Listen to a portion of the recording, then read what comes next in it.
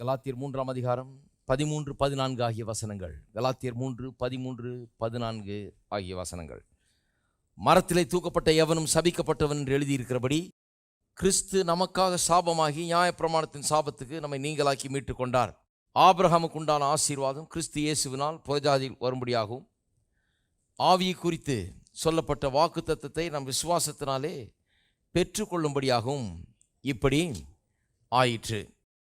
பாருங்க, இந்த ஆபிரகாமின் ஆசீர்வாதம் தானாக நம்ம மேலே விழுந்துட போகிறதில்லை, தானாக நம்ம நிரப்பிட போகிறதில்லை. அப்படி நிரப்பிடும்னா நான் பிரசங்கம் பண்ண வேண்டியதே இல்லை, நான் பேசாமல் இருக்கலாம். அது பாட்டுக்கு உங்கள் மேலே உங்களை நிரப்பி விடும். அது அப்படி நடக்கிறது இல்லை. ஆபிரகாமின் ஆசீர்வாதத்தை விசுவாசத்திலே தான் நாம் எடுத்துக்கொள்ள வேண்டும். இது விசுவாசத்தில் எடுத்துக்கொள்ள வேண்டியதாக இருக்கிறதுனால இதை பற்றி போதிக்க வேண்டியது அவசியமாக இருக்கிறது. ஆகவே இன்றைக்கு அநேகர் வெறும் பாவ மன்னிப்பையும் மோட்சத்துக்கு போகிறதையும் அல்லது ரட்சிப்பையும் விசுவாசிக்கிறார்கள். ஆனால் நான் சொல்லுகிறேன், ஆபிரகாமுக்கு உண்டான எல்லா ஆசீர்வாதங்களும் எனக்கு உண்டாயிருக்க தேவன் விரும்புகிறார். அதற்காக தான் கல்வாரி சிலுவையில் மரித்திருக்கிறார் என்பது விசுவாசிக்க ஆரம்பியுங்கள். வாழ்க்கையில் எல்லா ரீதியிலும் எல்லா விதத்திலும் ஆசீர்வாதத்தை பெற்று அனுபவியுங்கள். அதுதான் தேவனை பிரியப்படுத்துகிறதா இருக்கிறது. ஏனென்று சொன்னால் தேவன் அவ்வளத்தை ஏற்படுத்தி வச்சிருக்கிறார். அவ்வளத்தை ஏற்படுத்தி வச்சிருக்கும் போது எனக்கு இவ்வளோ போதுன்னு சொல்கிறது அது அவமரியாதை மாதிரி. அது இவ்வளத்தை ஏற்படுத்திட்டு இருக்கும்போது எனக்கு தெரியும் என்ன வேணும், எனக்கு கர்த்தருக்கு தெரியுது நமக்கு என்ன வேணும், அதனால தான் அதெல்லாம் ஏற்படுத்தி வச்சிருக்கிறாரு. ஆனால் நாம் எனக்கு தெரியும் என்ன வேணும், எனக்கு மோட்ச லோகம் தான் வேணும், எனக்கு பாவ மன்னிப்பு தான் வேணும், எனக்கு இதுதான் வேணும், இவ்வளோ தான் போதும் அப்படின்னு சொல்லும்போது நாம் கர்த்தரை விட பெரிய ஞானிகள் மாதிரி நாம் நடிக்கிறோம். கர்த்தரை விட நாம் பெரிய ஞானிகள் கிடையாது. கர்த்தர் நம்ம எல்லா விதத்திலும் ஆசீர்வதிக்க விரும்புகிறார். இது காரண காரியங்கள்லாம் இருக்கிறது. அதனால தான் சில காரியங்களை பொருளாதார ஆசீர்வாதத்தை குறித்தெல்லாம் குறிப்பாக எடுத்து சொல்கிறேன். ஏனென்று சொன்னால் அதில் பெரிய ஒரு தடை ஜனங்களுக்குள்ளே இருக்குது. ஏனென்று சொன்னால் எதையாவது நம்பிடுவாங்க. மோட்சத்துக்கு போகிறத நம்புகிறாங்க, பாவ மன்னிப்பை நம்புகிறாங்க, எல்லாத்தையும் நம்புகிறாங்க. ஆனால் பொருளாதாரத்திலேயே கர்த்தர் ஆசீர்வதிப்பான்ற நம்புறதுக்கு அவர்களுக்கு கடினமாக இருக்கிறது. ஆனால் அவர் சில காரியங்களை எடுத்து காண்பிக்க விரும்புகிறேன் இன்றைக்கு. முதலாவது காரியம் என்ன? திருப்புங்கள் 2 கொரிந்தியர் 8ஆம் அதிகாரத்துக்கு. ஐஸ்வர்யவான்களாய் இருப்பது என்பது நம்முடைய உரிமையாய் இருக்கிறது. எல்லாரும் சொல்லுவோம், ஐஸ்வர்யத்தை அடைவது எனக்கு கொடுக்கப்பட்ட உரிமை, என்னுடைய உரிமை. இந்த ரைட், இது ஒரு பேசிக் ரைட். வாழ்க்கையில் ஐஸ்வர்யம் என்கிறது இது யாருக்கோ கொடுத்து வச்சவன் சொல்கிறாங்க இல்லையா சிலரை, அப்படிப்பட்ட ஆளுகளுக்கு தான் இருக்குது என்ற அர்த்தம் அல்ல.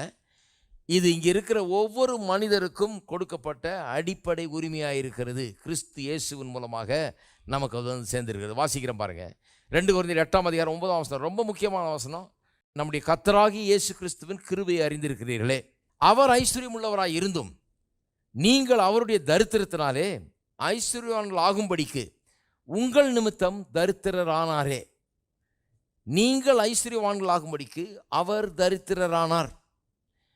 கலாத்தியர் 3:13 சொல்லப்பட்டிருக்கிறது. சிலர் சொல்கிறாங்க எல்லாம் ஆமாம், இந்த சாம் செல்லுதல் போன்றவங்களாம் கலாத்தியர் 3:13 பிடிச்சிட்டு தொங்கிட்டு இருக்கிறாங்க. அந்த ஒரு வசனம் கிடைச்சதியா, அதை பிடிச்சிக்கிட்டாங்க. அதையே பிடிச்சிக்கிட்டு கிறிஸ்து நமக்காக சாபமாகி சாபத்திலிருந்து நீங்களாக்கி நம்ம மீட்டு கொண்டாருன்னு இதையே போச்சிட்டு இருக்கிறாங்க. அந்த ஒரு வசனம் கிடைச்சிது அப்படின்றாங்க. இல்லை, ஒரு வசனம் இல்லை, எத்தனை வசனம் வேணாலும் காமிக்கிறேன். இந்த வசனம் மறுபடியும் பவுல் அப்போஸ்தலன் இதை கன்ஃபார்ம் பண்ணுறார். அதே வார்த்தையில் சொல்லாமல் கொஞ்சம் வித்தியாசமாக சொல்கிறார். அது சொல்கிறார், கர்த்தராகிய இயேசு கிறிஸ்துவின் கிருபையை அறிந்திருக்கிறீர்களே. கிருபைனா என்ன? கல்வாரி சிலுவையின் மூலமாக நமக்கு அவர் உண்டாக்கி தந்த எல்லாம் அவருடைய கிருபை. கிருபை எல்லாவற்றையும் தருகிறது. அந்த கிருபைன்னு வந்தவுடனே கல்வாரி சிலுவை தான் யோசித்து பார்க்கணும். அப்போ கலாத்தியர் 3:13 வர்றது இங்கே வந்துருச்சு. கர்த்தராகிய இயேசு கிறிஸ்துவை கிருபையை அறிந்திருக்கிறீர்களே. அப்போ என்ன அர்த்தம்? இதெல்லாம் இவர்களுக்கு போதிக்கப்பட்டிருக்கிறதுன்ற அர்த்தம். இப்போ வேதத்தில் நமக்கு எழுதப்பட்டிருக்கிறது பாருங்கள், இயேசுவை பற்றி கூட சொல்லப்பட்டிருக்கிறது யோவான் எழுதின சுவிசேஷத்தில். அவர் இன்னும் அநேக அற்புதங்களை செய்தார், இன்னும் ஏராளமான காரியங்களை செய்தார். எழுதுறதுக்கு புஸ்தகங்கள் கொள்ளாதனால சுருக்கமாக இத்தனை சாப்டரில் யோவான் சுவிசேஷம்னு அவர் எழுதி வச்சிருக்கிறாரு, இத்தனை வரிகள் எழுதி வச்சிருக்காரு, இத்தனை பக்கங்கள் எழுதி வச்சிருக்காரு. அவ்வளோதான். அதை இப்போ சாப்டராக பிரித்து வசனங்கள்லாம் கொடுத்து வச்சிருக்கிறோம் நம்ம. அவ்வளோதானே ஒழிய அவ்வளோதான் இருக்குது நமக்கு.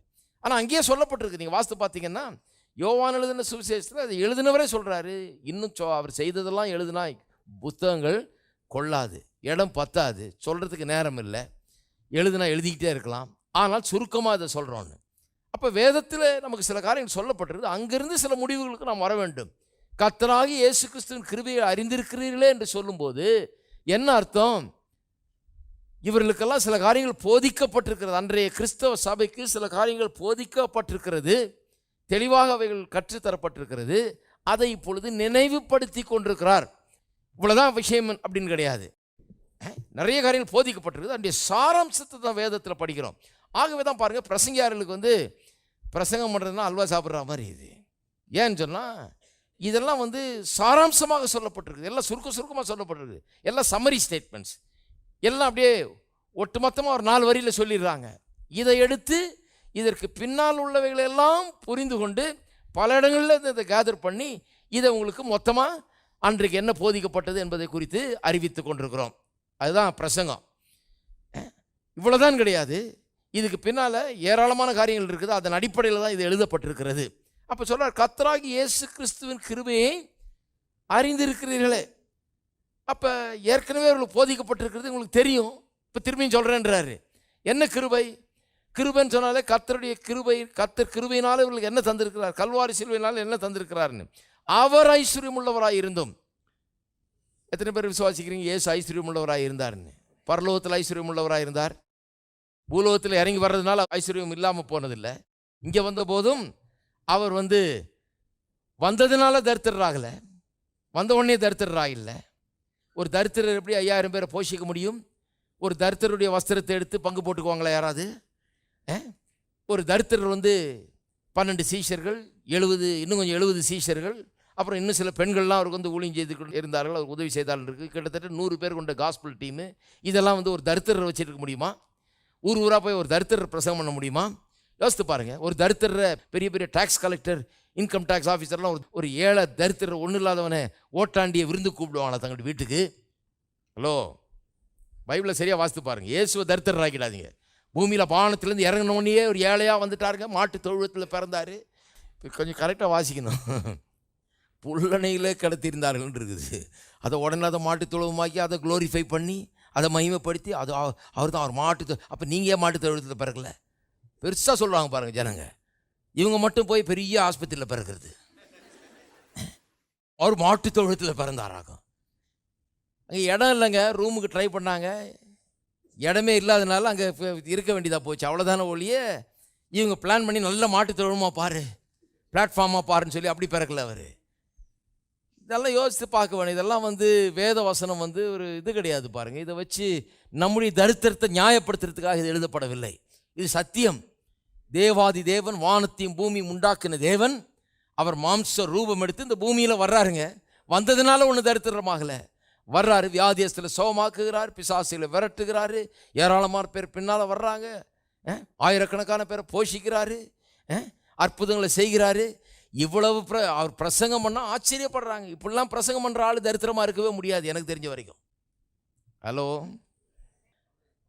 மனுஷர்கள் ஆச்சரியப்படுற அளவுக்கு ஒரு அம்மா கதறுது, உன்னை பெற்ற அந்த தாய் எவ்வளோ ஆசீர்வதிக்கப்பட்டவள்னு சொல்லி இவருடைய பிரசங்கத்தை கேட்டுட்டு அந்த அம்மாவுக்கு உற்சாகம் தாங்கலை பாருங்கள். அவரை வாழ்த்துகிறது. அவ்வளோ ஜோராக பிரசங்கம் பண்ணுற ஆள் ஓட்டாண்டியாக இருக்கவே முடியாது எனக்கு தெரிஞ்ச வரைக்கும். நான் பார்த்ததே கிடையாது. அது கடவுளுடைய பிரின்சிபலுக்கு ஆப்போசிட். அது நடக்கவே நடக்காது. அது சாத்தியமே கிடையாது. அப்போ தவறான எண்ணங்களை அநேகர் உள்ளத்தில் வச்சிருக்கிறதுனால தான் இன்றைக்கு முன்னேற முடியல பாருங்கள். இந்த மாதிரி சிலருக்கு போதிக்கப்பட்டிருக்கு, இயேசு தரித்திரர், அடியேனும் தரித்திரர், நீயும் தரித்திரர், நானும் தரித்திரர், எல்லாரும் தரித்திரர், நம்ம தரித்திர கட்சி அப்படிங்கிற மாதிரி எல்லாரையும் தரித்திரராக்குறதுல சிலர் குறிக்கோளாக இருக்கிறாங்க. நான் எல்லாரையும் ஐஸ்வர்யவான்களாக்குறதுல குறிக்கோளாக இருக்கிறேன். எனக்கு இதை யோசிக்கும் போதெல்லாம் ஆத்திரமாக தான் வருது பிரசங்கம். அதனால தான் அவ்வளோ தெளிவாக நான் திட்டவட்டமாக சொல்கிறேன். நான் பயப்படுறதில்லை இதை பற்றி. இது இப்படி தான். இது இயேசு தரித்திரர் அல்ல, இயேசு ஐஸ்வர்யம் உள்ளவராயிருந்தும். அங்கேயும் ஐஸ்வர்யம் உள்ளவராக இருந்தார், இங்கே வந்தபோதும் ஐஸ்வர்யம் உள்ளவராக இருந்தார்.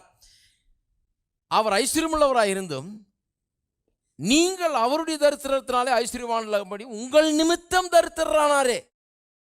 இது உங்கள் நிமித்தம் தரித்திரரானார்னா எங்கே ஆனார் தரித்திரரா? கல்வாரி சிலுவையில் நம் நிமித்தம் பாவமானார் இல்லையா? பாவம் செஞ்சு பாவியாகல, ஒரு பாவம் கூட செய்யல. வாழ்ந்த போது ஒரு பாவம் கூட செய்யலை. பாவியாக வாழ்ந்தாரா? கிடையவே கிடையாது. வானத்திலேருந்து இறங்கி இங்கே வந்ததுனால பாவி ஆயிட்டாரா? கிடையாது. கல்வாரி சிலுவையில் தொங்கும் போது நம்முடைய பாவங்களை சுமந்து பாவமானார் என்று வேதவசனம் எழுதியிருக்கிறது.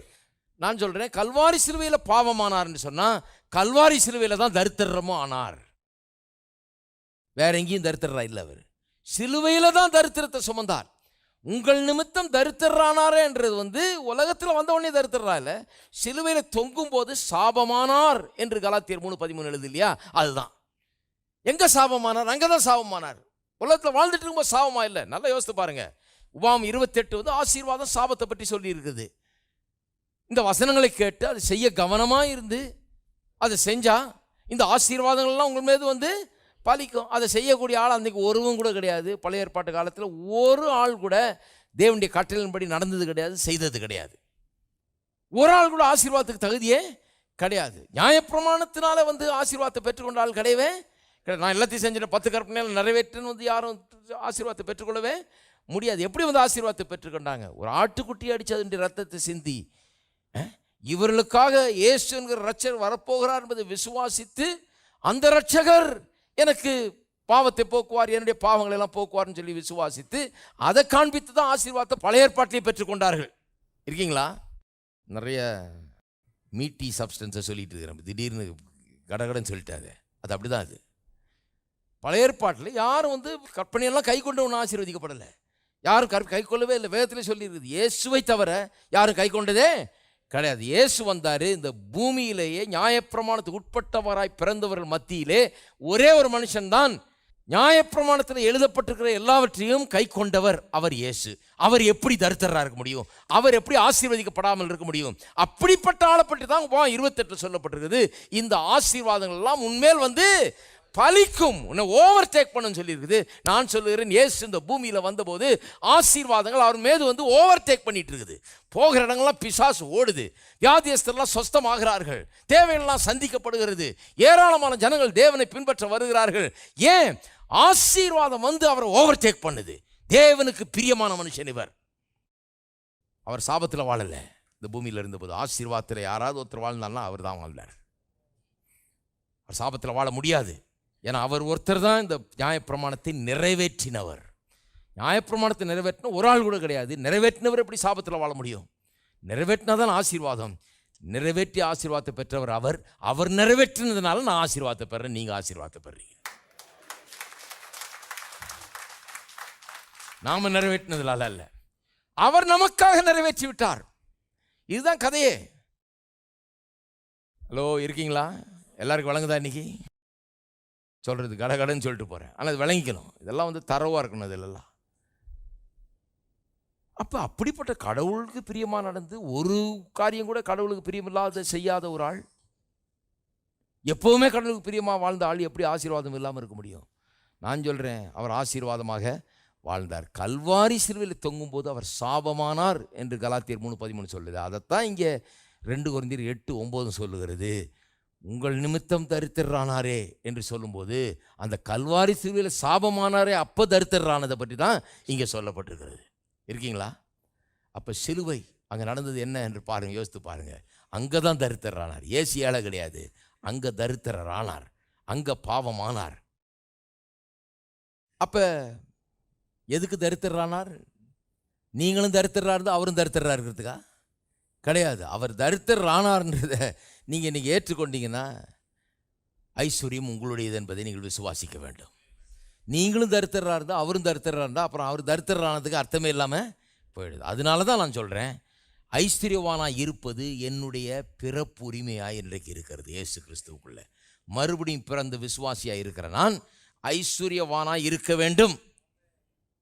சொன்னால் நிறைய பேர் கோவம் வரும், அதனால் இன்னொரு தடவை சொல்லிடுறேன், வரட்டும் நல்லா. மறுபடியும் பிறந்த ஒவ்வொரு விசுவாசியும், கல்வாரி சிலுவையில் இயேசு செய்த காரியங்களை விசுவாசித்து ஏற்றுக்கொண்ட ஒவ்வொரு விசுவாசியும் ஐஸ்வர்யவானாய் இருப்பது என்பது அவனுடைய பிறப்புரிமை.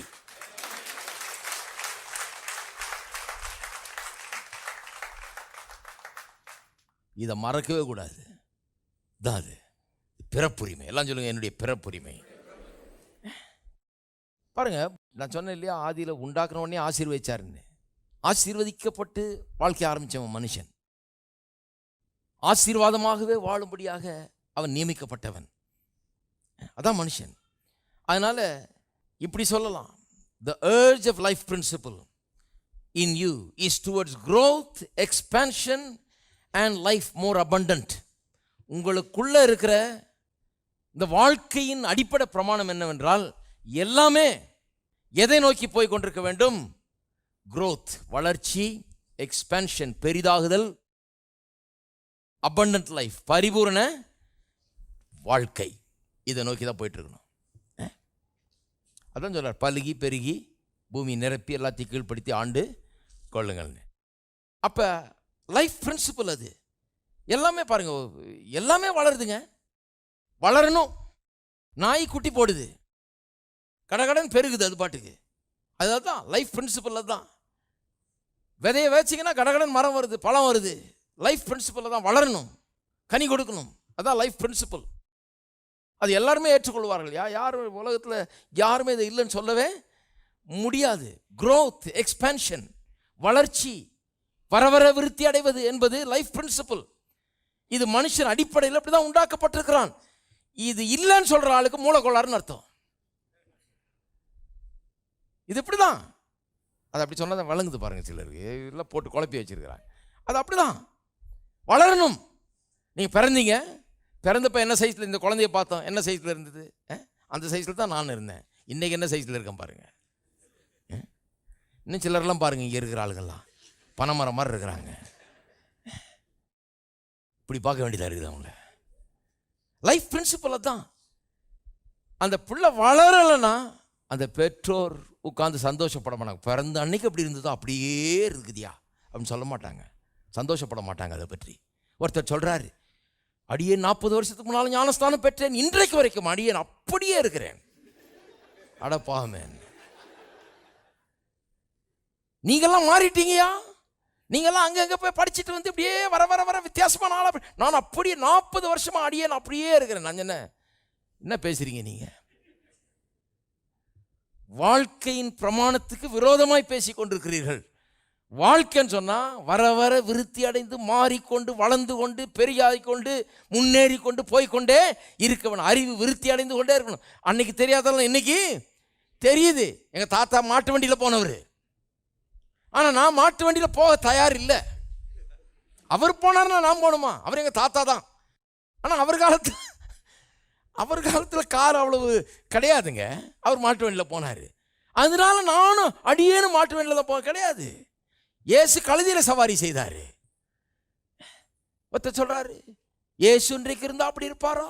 இவரெல்லாம் அந்த பிரசங்க யாரெல்லாம் கார்ல போறாங்க அப்படின்னாரு. பின்ன என்ன கழுதியில போவாங்க? அறிவில்லை பாருங்க. இன்னைக்கு எல்லாரும் காரில் தான் போறாங்க. காருங்கிறது ஒருவேளை நம்ம நாட்டில் சிலருக்கு வந்து காருங்கிறது பெரிய கம்பசூத்திரமா இருக்கலாம். எத்தனையோ நாடுகளில் காருன்றது வீட்டுக்கு 4 கார் இருக்கணும். ஒரு வீட்டில் அப்பா அம்மா 2 பிள்ளைன்னா 4 கார் வச்சிருப்பாங்க. இன்னொரு எக்ஸ்ட்ரா கொசுறு கொண்டு வச்சிருப்பாங்க, ஏதாவது ரிப்பேர் ஆனால் ஓட்டுறதுக்கு. ஏன்னா யாரும் உங்களை வந்து எங்கேயும் கூப்பிட்டு போக மாட்டாங்க. நீங்கள் தான் உங்கள் காரில் தான் போகணும். எல்லாமே தூரம். கார் இல்லைன்னா வேலையாகாது, அவ்வளோதான். அத்தனை கார் இருந்தே ஆகணும். அது ஒன்றும் கிடையாதுங்க. காருன்றது ஒன்றுமே கிடையாது, நத்திங். நம்ம மைண்டில் தான் அது பெரிய திங்காக இருக்குது. அது ஐயோ கார் வாங்கிட்டாங்க. இல்லை, ஒன்றுமே கிடையாது, நத்திங். நான் சொல்கிறேன், இங்கே இருக்கிற நீங்கள்லாம் இன்னும் கொஞ்சம் நாளில் பாருங்கள், ஆள் வீட்டுக்கு 2 கார் 3 கார் வச்சுருப்பீங்க. அது ஒரு நத்திங். இதெல்லாம் நம்ம தான் பெருசாக்குறோம். நமக்கு அது பெருசாக இருக்குது. ஏன்னா தரித்திர உலகத்தில் தரித்திர சூழ்நிலையில் இப்படி இருந்து எல்லாரும் வந்து தரித்திரத்தையே பேசி பழக்கி விட்டதுனால இதை பெரிய காரியமாக தெரியுது. ஒன்றுமே கிடையாது. அது ஒன்றுமே கிடையாது. பாருங்க, மனுஷனை கர்த்தர் பெருக்கத்துக்காக வளர்ச்சிக்காக உண்டாகிட்டார். அவன் சந்திர மண்டலத்துக்கு போனால் அடுத்தது எங்கே போகலான்னு பார்த்துட்டு இருக்கிறான். ஏன்னா அவன் யோசிக்கலன்னா மனுஷனே கிடையாது. growth, expansion. ஒரு கம்பெனி ஆரம்பிக்கிறாங்க, இன்னைக்கு சின்ன விதத்தில் ஆரம்பிக்கிறாங்க, நாளைக்கு அது பெரிய விதத்தில் வளர வேண்டும். அது growth பிரின்சிபல். இருக்கீங்களா? அது அப்படிதான், அது வளரும். சபையை ஆரம்பிக்கிறாங்க, ஒண்ணுமே இல்லாமல் ஆரம்பிக்கிறாங்க, நாளைக்கு அது வளர்ந்து பெருகி பெருசா படர்ந்து நிற்குது. ஏன்? அது growth பிரின்சிபல். இருக்கீங்களா? பிள்ளைகளை பெறுறோம், அவங்க வளர்றாங்க. growth பிரின்சிபல் என்ன பண்ணுது? அவரை வளர்ந்து அறிவாளிகளாக்கி பெரிய சாதனையாளர்களாக நாளைக்கு மாற்றுகிறது. இது நடக்கலன்னா தவறுன்னு அர்த்தம். இதுக்கு மாறாய் சிந்திக்கிறவர்கள் மூலக்கோளாறுன்னு அர்த்தம். அப்ப எல்லாமே இந்த growth பிரின்சிபல் படி நடந்து கொண்டிருக்கிறது. ஆகவேதான் பொருளாதாரத்திலையும் இந்த growth பிரின்சிபல் பொருந்தும். பொருளாதாரத்திலையும் நாளுக்கு நாள் நாம பெருகிட்டே இருக்கணும். சாபம் இந்த உலகத்தில் வந்த உடனே எல்லாமே ஒன்றும் கேன்சல் ஆகிடலைங்க. சாபம் வந்த உடனே பிள்ளை பெறதெல்லாம் ஒன்று நின்று பழுகி பெருகி பூமியை நிரப்பலாம், அதை கேன்சல் பண்ணல. நல்லா நிரப்பி வச்சிருக்கிறாங்க நம்ம ஆளுங்க. ஸ்பெஷலாக என்ன ஒன்று, பெற்றுக்கிறதுல கொஞ்சம் வலி வேதனை அதிகமாக இருக்குது, அவ்வளோதான் சாபம் ஒழிய சாபம் வந்து அதில் தடுத்து நிறுத்திடல. முள்ளும் குறுக்கும் விளையும் சொன்னதுனால எவனும் சாப்பிடவே முடியாதுன்னு அர்த்தம் கிடையாது. சாப்பிடுவாயின்னாரு. ஆனால் என்ன ஒன்று கொஞ்சம் கஷ்டம். இப்போது சாபம் வந்துட்டதுனால சாப்பிட்றது கொஞ்சம் கஷ்டமாகுது. நெத்தியில் வேர்வை சிந்தி அப்படி தான் சாப்பிட வேண்டியதாக இருக்குது அநேகருக்கு. ஏன்னு சொன்னால் இந்த சாபம் வந்து உலகத்தை அப்படிப்பட்ட ஒரு கடினமான ஒரு உலகமாக மாற்றி விட்டது. ஆனால் நாம் சாபத்தின் கீழே இல்லை. எத்தனை பேர் நம்புறீங்க? பைபிளில் சொல்லியிருக்கா நெத்தி வேர்வையில் சாப்பிடணுன்னு? அதனால் அடியே நெத்தி வேர்வையில் கிடையாது. நம்ம நெத்தி வேர்வையில் சாப்பிட்றது கிடையாது. நம்ம ஆசீர்வாதத்தில் சாப்பிட்டு கொண்டிருக்கிறோம். ஆமென். இருக்கீங்களா? எத்தனை பேர் ஆசீர்வாதத்தில் சாப்பிட்றவங்க இருக்கீங்க? கர்த்தர் ஆசீர்வாதத்தை எல்லாத்தையும் பெருக பண்ணுறதுனால நல்லா இருக்கிறோம் இன்றைக்கு. அவ்வளோதான் ஒழிய வேற ஒன்று. நாம் நெத்தி வேர்வை கிடையாது. நாம் போய் மாடா உழைச்சி ஓடா தெரிஞ்சதுனால ஒன்றும் ஆனது கிடையாது. கர்த்தருடைய ஆசீர்வாதம் ஒரு மனுஷனை எல்லா ரீதியிலும் அவனை பெருக பண்ணுகிறது, அவனை பலுக பண்ணுகிறது, அவனை ஆசீர்வாதம் உள்ளவனாக மாற்றுகிறது. ஆமென். இருக்கீங்களா எல்லாரும்? அப்போ இந்த ஆபிரகாமின் ஆசீர்வாதம் என்பது எல்லாருக்கும் வந்து கிடைக்க வேணும் என்று சொல்லி தான் கர்த்தராகிய இயேசு கிறிஸ்து சிலுவையில் மரித்தார். உங்கள் நிமித்தம் தரித்திரரானாரே அப்படின்னா அர்த்தம். தரித்திரரானாரேன்னா அப்புறம் நீ ஏன் தரித்திரரா இருக்கிறன்னு அர்த்தம். உங்கள் நிமித்தம் அவர் தான் தரித்திரர் ஆயிட்டாரே, அப்போ நீங்கள் ஏன் தரித்திரரா இருக்க வேண்டும்? நீங்கள் தரித்திரரா இருக்க கூடாது. அப்போ இந்த ஆபிரகாமின் ஆசீர்வாதத்தை விசுவாசிக்கிறவர்கள் எல்லாம் தரித்திரத்தில் வாழக்கூடாது. எதில் வாழ பிரியப்படணும்? ஐஸ்வர்யத்தில் வாழ பிரியப்படணும். இதை வேதத்திலேருந்து இதை நம்பணும், விசுவாசிக்கணும். பாருங்கள், இன்றைக்கி அதான் சொன்னேன் இல்லையா? இன்றைக்கி எல்லாரும் பணம் வேணுன்றாங்க, பொருளாதாரம் முன்னேறணுன்றாங்க. அதெல்லாம் ஒன்றும் பிரச்சனை கிடையாது. எல்லாருக்கும் இன்னும் வேணும்னு தான் சொல்கிறாங்க. இன்னும் பெருசாக தான் வீடு கட்டணுன்றாங்க, இன்னும் நல்ல நிலம் வாங்கணுன்றாங்க, இன்னும் என்னமோ பண்ணணுன்றாங்க. ஆனால் அதை பைபிள்லேருந்து நான் பிரசங்கம் பண்ணுறது தான் அவங்களுக்கு பிடிக்கல. பைபிள்னு சொல்லாதீங்க அது. ஆனால் வீட்டில் போனீங்கன்னா அதே பேச்சு தான். அங்கே வேலைக்கு அப்ளை பண்ணியா, இங்கே 5000 ரூபா ஜாஸ்தி தர்றாங்களாக்கும், அங்கே 10,000 ரூபா அதை தானே பேசிகிட்டு இருக்கிறேன் இப்போது. பைபிள்னு சொல்லாதீங்க. கோயிலில் அதெல்லாம் பேசக்கூடாது. கோயிலில் வந்தால் பொருளாதாரத்தை பற்றி, வீட்டில் முழு நேரமும் அதுதான். பஸ் ஸ்டாண்டில் பார்த்தீங்கன்னா முழு நேரமும் அதுதான். காசு இல்லை அந்த பேச்சு, இல்லை காசு எப்படி சம்பாதிக்கிறதுன்னு இதை தான் பேச்சு. எல்லாம் ஐடியா பண்ணிட்டு இருக்கிறது. கோயிலில் வந்து பேசினா அது பிடிக்கிறது இல்லை. நான் சொல்கிறேன், கோயிலில் அது பேசுவோம். ஏன்னு சொன்னால் இது ரொம்ப முக்கியமான ஒரு காரியம் மனுஷனுடைய வாழ்க்கையில். அதை அந்த விதத்திலும் கர்த்தர் ஆசீர்வதிக்க விரும்புகிறார்.